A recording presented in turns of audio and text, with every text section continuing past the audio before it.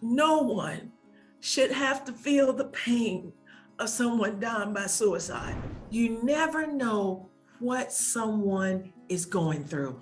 A smile can hide a lot of pain. You can either help us, and yeah, we might get mad at you, but we're alive. Or you can do nothing and end up going to a funeral.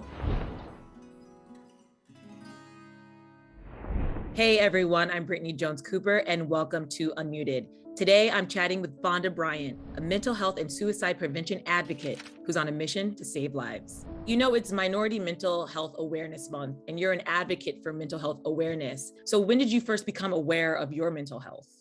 I did not become aware of my mental health until after a suicide attempt. You know, in the Black culture, the way we've been raised, pray about it, don't claim it, give it to God. It's a sign of weakness. And in my family, like so many other families in the Black culture, we never talked about it. And when we did, it was never anything really positive. You know, that person's crazy, or they're touched in the head, or, you know, if you kill yourself, you're going to hell. I had never really entertained, and I was dealing with a mental health issue. On February 14th, 1995, I was in so much pain, excruciating pain, and my brain was telling me, you're a loser, kill yourself. Your son would be better off with someone else. And I had started buying into that.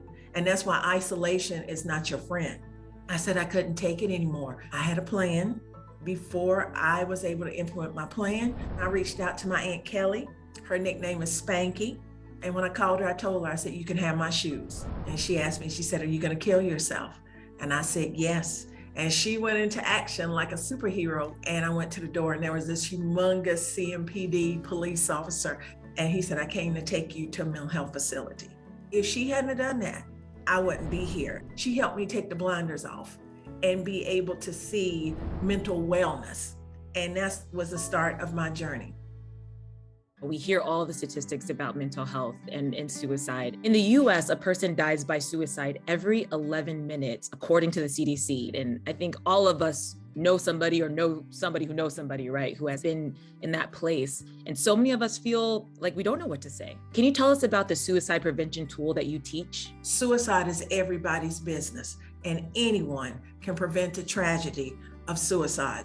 There's a training out here called QPR. It stands for Question, Persuade, Refer. Most people are trained in CPR. You know, you help somebody who's having a heart attack or a stroke. QPR is the same. It's for someone in crisis, mentally, or suicidal. One of the myths is if we talk about suicide, people will do it. That's a myth. If we talk about it, we can stop it. If we ask that person a suicide question, it lowers anxiety, gives the person a chance to open up and share what's going on with them, and it gives us a chance to help them. Learn your resources on the front end. Learn about the crisis mobile unit. There's a mobile unit with therapists that ride.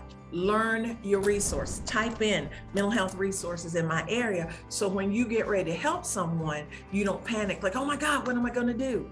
Knowing how to help them, knowing the resources, and getting them help in a timely manner. Anyone can save someone's life. For me, I think it's just about empowering people. A lot of us have been in conversations where somebody has revealed that they're suicidal, and you hope you're saying the right thing. I think these tools are so important to help people. Caring can save a life. One of the biggest things is just getting rid of that stigma that we're crazy. 1 out of 5 adults, 1 out of 5 children have a mental health condition. So when you're throwing those words around, oh, they're just crazy, nuts, psycho, or you blame every mass shooting on people with mental health issues, that's why we don't go get help. Mental health does not discriminate, and culture matters when you're dealing with mental health. The biggest thing dealing with the Black community is getting them to see that mental health is health. Mental health is real, that we can recover and we can get better.